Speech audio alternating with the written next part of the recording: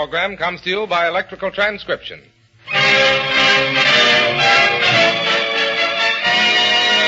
The Treasury Star Parade. With Louise Reiner, Gladys Swarthout, Al Goodman and his orchestra and chorus, and Frederick March is our master of ceremonies. Many bonds today, bonds of freedom, that's what we're selling, many bonds today. This is Frederick March, ladies and gentlemen, in another of the new series of programs brought to you by the Treasury Department. Miss Gladys Swarthout is here with us again today. I've already spoken of her grace and beauty and charm on another page of my diary, but I might add that she has a very handsome husband, that she's happily married, that she's a good cook, rides horseback, swims, plays tennis, loves late snacks, dogs, horses, and cats, and anything I left out, Gladys? Well, you might add that I sing, Freddie. And how? This time, it's Visi d'arte from the opera Tosca.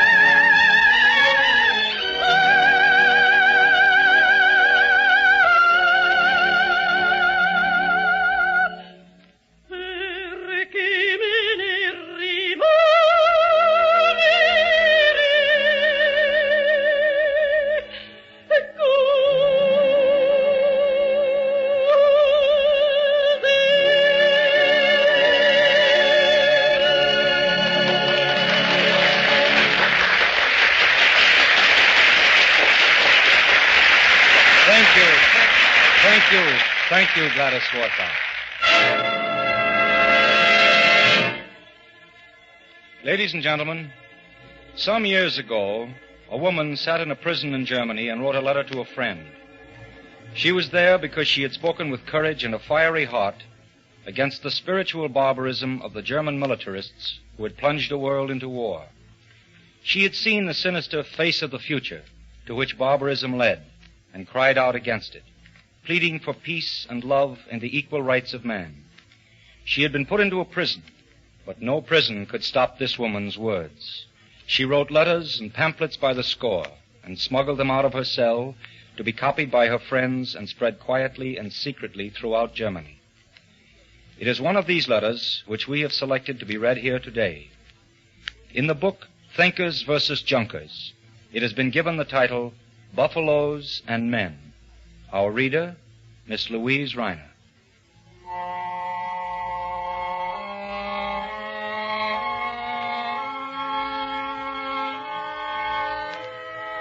Oh, Sonitchka, I have here met with a sharp pain.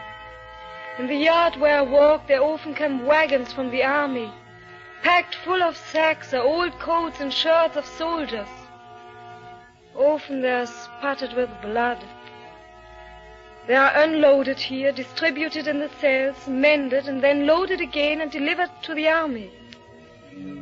Recently, one of these wagons came in, drawn by buffaloes instead of horses. It was the first time I'd ever seen these animals from near at hand. They are built more powerfully and broader than our cattle, with flat heads and horns bent down flat, their heads more like our sheep, black all over, with great, gentle eyes. They are trophies of war from Romania. The soldiers who led the wagon told that it was hard work to catch these wild animals and even more difficult to use them for hauling, for they are accustomed to freedom. They were so frightfully beaten that the phrase "Wehe victis" really was true for them. About 100 head are said to be in Breslau alone. Besides these, they get scanty and wretched fodder, and they were accustomed to the rich pastures of Romania. They are used unsparingly to pull every available wagon and die quick in consequence. A few days ago, a wagon came in, its load of sacks piled up so high that the buffaloes could not get over the threshold at the gate. The soldier with them, a brutal fellow, began to strike the beasts with the thick end of his whip handle, so that the woman overseer took him to account indignantly, asking whether he had no pity for the beasts. "No one has pity for you and me," he answered with a malicious smile, and hit even harder.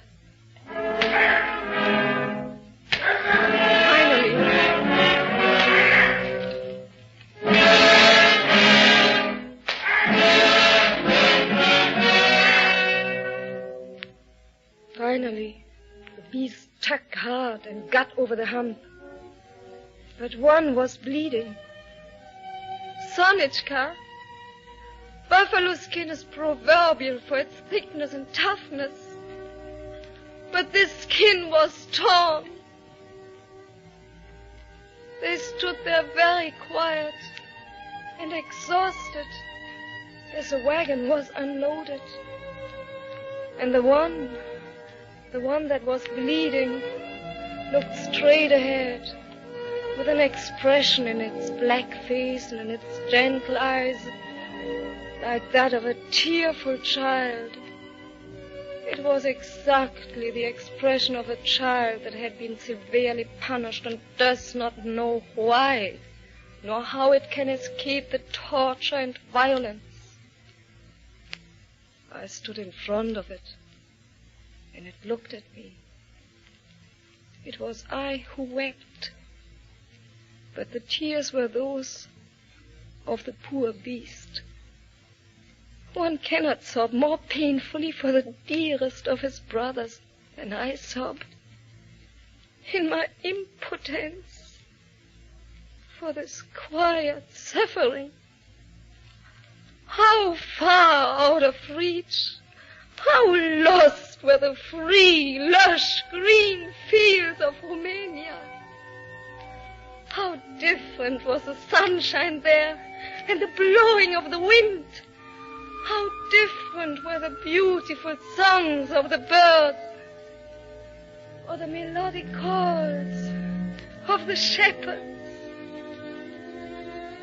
And here, this strange, gruesome city, the sultry stall, these strange, dreadful men, and the blows, the blood that runs from fresh wounds. Ah, my poor buffalo. My poor dear brother. We both stand here so powerless and broken. We are one in pain, in longing, and in weakness.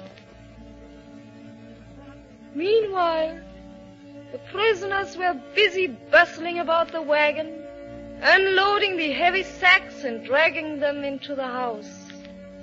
But the soldier stuck both hands in his pockets, strode around the yard, smiled, and whistled a popular song under his breath.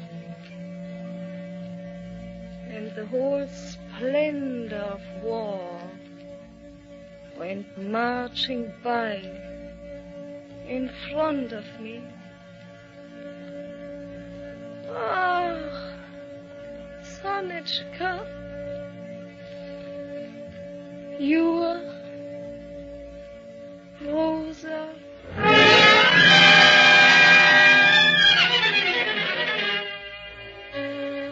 This letter was written in the last World War.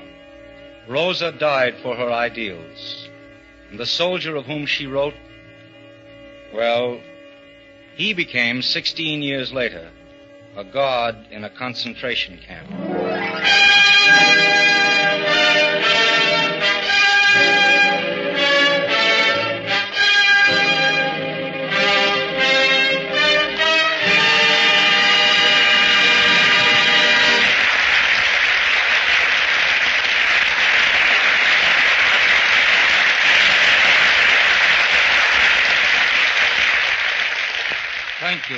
Thank you, Louise Rana. Today, we have begun to realize that this sickness of militarism and terrorism and cruelty, which is sweeping the world and threatening to blot out democracy, freedom, and justice, is not a new thing. Its seeds were in the German militarists of the last World War, and Rosa died opposing them. They grew, they developed, and finally they became Nazism and Hitlerism, and the germs spread throughout the world. It is an evil which took a long time to grow and will take a long time to eradicate. A long time, and faith and hope and courage and work. Hard work. The people of America are faced with a task to prove their mettle as the greatest nation on earth. How are they going to respond? What are they going to do about it?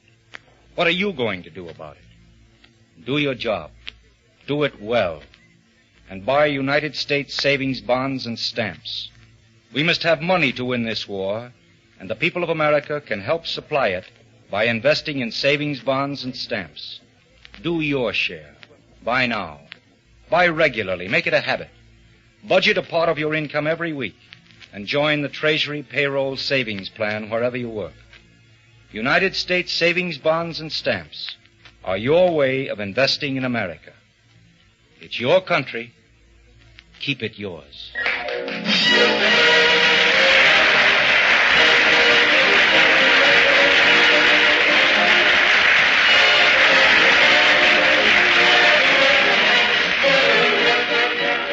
The United States Treasury thanks the distinguished artists who donated their talents to this performance. Frederick March, Louise Reiner, Gladys Swarthout, and Mr. Frederick Unger for the use of buffaloes and men.